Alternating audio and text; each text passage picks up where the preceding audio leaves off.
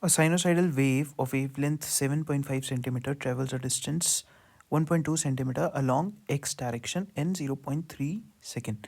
The crest P is at x equals to 0 at t equals to 0 and maximum displacement of the wave is 2 centimeter. Which equation correctly represents this wave? तो basically हमें क्या दे रखा है, distance दे रखा है, time दे रखा है एंड मैक्सिमम डिस्प्लेसमेंट दे रखा है, वेवलेंथ दे रखा है. तो हमें बताना है कि करेक्टली रिप्रेजेंट क्या करता है वेव को इन सारी इक्वेशंस में से. तो देखो हमें ये पता है y इक्वल्स टू 2 तो आएगा ही आएगा क्योंकि मैक्सिमम डिस्प्लेसमेंट है, तो इसका मतलब ये है कि 2 बाहर आ गया. ठीक है. कॉस ऑफ के एक्स माइनस ओमेगा टी.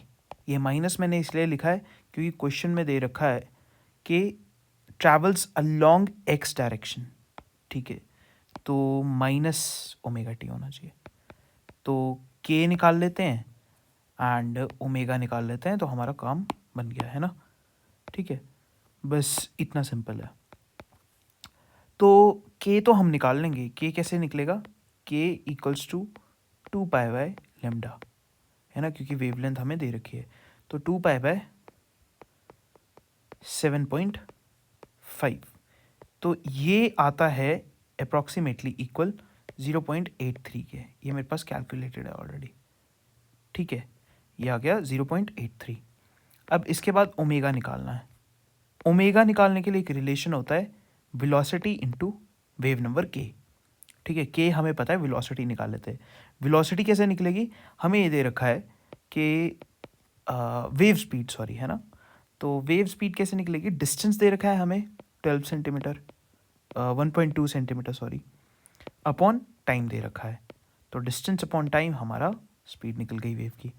तो ये हो गया 4 सेंटीमीटर पर सेकेंड. अच्छा, इसको सेंटीमीटर पर सेकेंड में मैंने इसलिए रखा है क्योंकि ऑप्शंस देखो सारे सेंटीमीटर्स में. ठीक है. तो ये हमारा v निकल गया. हमारा ओमेगा कैसे निकलेगा?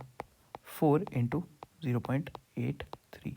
ये आ जाता है कैलकुलेट करके 3.35.